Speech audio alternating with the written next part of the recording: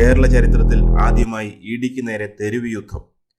പിണറായിയുടെ വീട്ടിൽ നടന്ന റെയ്ഡ് അക്രമത്തിൽ കലാശിച്ചപ്പോൾ കുടുങ്ങാൻ പോകുന്നത് ആരൊക്കെ? കളി കേന്ദ്രം ഏറ്റെടുത്തു.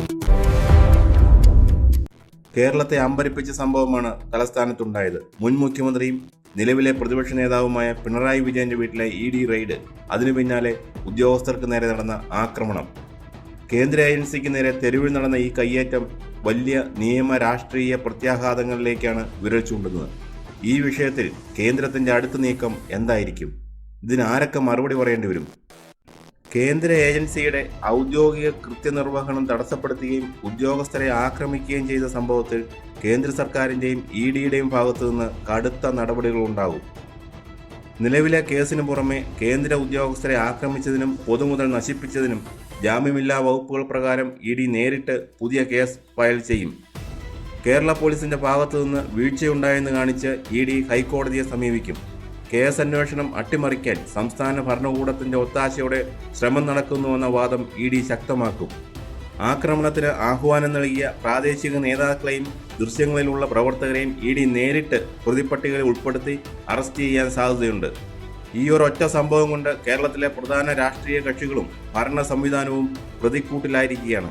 ഇവർ ഏതെല്ലാം രീതിയിൽ ഇതിന് മറുപടി പറയേണ്ടി വരും എന്ന് നോക്കാം. ഇന്നലെ നടന്ന അക്രമ സംഭവങ്ങൾക്ക് മുഖ്യമന്ത്രിയും ആഭ്യന്തരമന്ത്രിയും മറുപടി പറയേണ്ടി വരും. കേന്ദ്ര ഏജൻസിക്ക് ആവശ്യമായ സുരക്ഷ ഒരുക്കുന്നതിൽ സംസ്ഥാന പോലീസ് പരാജയപ്പെട്ടത് എന്തുകൊണ്ടാണെന്നായിരിക്കും ചോദ്യം. ഇഡി വാഹനങ്ങൾ ആക്രമിക്കപ്പെടുമ്പോൾ നോക്കി നിന്ന് പോലീസുകാർക്കെതിരെ നടപടിയെടുക്കേണ്ടി വരും. കേന്ദ്രവുമായി ഒരു ഏറ്റുമുട്ടലിന് UDF സർക്കാർ താൽപ്പര്യപ്പെടില്ല. അതുകൊണ്ട് തന്നെ ആക്രമണം നടത്തിയ CPM പ്രവർത്തകർക്കെതിരെ കർശന നടപടിയെടുത്ത് തങ്ങൾ നിയമത്തിനൊപ്പമാണെന്ന് സർക്കാരിന് തെളിയിക്കേണ്ടി വരും. ഇഡി റെയ്ഡ് നടക്കുമ്പോൾ കേന്ദ്രസേനയായ CRPF ഉണ്ടായിരുന്നുവെങ്കിലും പുറത്തെ ക്രമസമാധാന ചുമതല കേരള പോലീസിനായിരുന്നു. 300ഓളം വരുന്ന അക്രമാസക്തരായ ജനക്കൂട്ടത്തെ നിയന്ത്രിക്കാൻ പോലീസ് എന്ത് മുൻകരുതലാണ് എടുത്തതെന്നായിരിക്കും ചോദ്യം. വീഴ്ച വരുത്തിയ ഉദ്യോഗസ്ഥർക്ക് സസ്പെൻഷൻ നേരിടേണ്ടി വന്നേക്കാം. കോടതിയിലും കേന്ദ്ര ആഭ്യന്തര മന്ത്രാലയത്തിലും DGP നേരിട്ട് റിപ്പോർട്ട് നൽകേണ്ടി വരും. സംഭവം നടക്കുമ്പോൾ CPM സംസ്ഥാന സെക്രട്ടറി MV ഗോവിന്ദൻ ഉൾപ്പെടെയുള്ള മുതിർന്ന നേതാക്കൾ അവിടെയുണ്ടായിരുന്നു. സമാധാനപരമായി തുടങ്ങിയ സമരം അക്രമത്തിലേക്ക് മാറിയപ്പോൾ നേതാക്കൾ എന്തുകൊണ്ട് പ്രവർത്തകരെ തടഞ്ഞില്ലെന്നതാണ് ചോദ്യം. ഞങ്ങൾ അക്രമത്തെ പ്രോത്സാഹിപ്പിച്ചിട്ടില്ല, ഇത് ജനങ്ങളുടെ സ്വാഭാവികമായ വികാര പ്രകടനമാണ് എന്ന് പറഞ്ഞ് രാഷ്ട്രീയമായി പ്രതിരോധിക്കാൻ CPM ശ്രമിക്കും. എന്നാൽ നിയമപരമായി അക്രമത്തിന് പ്രേരിപ്പിച്ചു എന്ന കുറ്റത്തിന് നേതാക്കൾക്കും നോട്ടീസ് ലഭിച്ചേക്കാം. പിണറായി വിജയന്റെ വീട്ടുപടിക്കൽ വെച്ചാണ് ഈ അക്രമങ്ങളെല്ലാം നടന്നത്. ഇഡി ഉദ്യോഗസ്ഥർ തന്റെ മൊഴി രേഖപ്പെടുത്തിയതായും പിണറായി സ്ഥിരീകരിച്ചിട്ടുണ്ട്.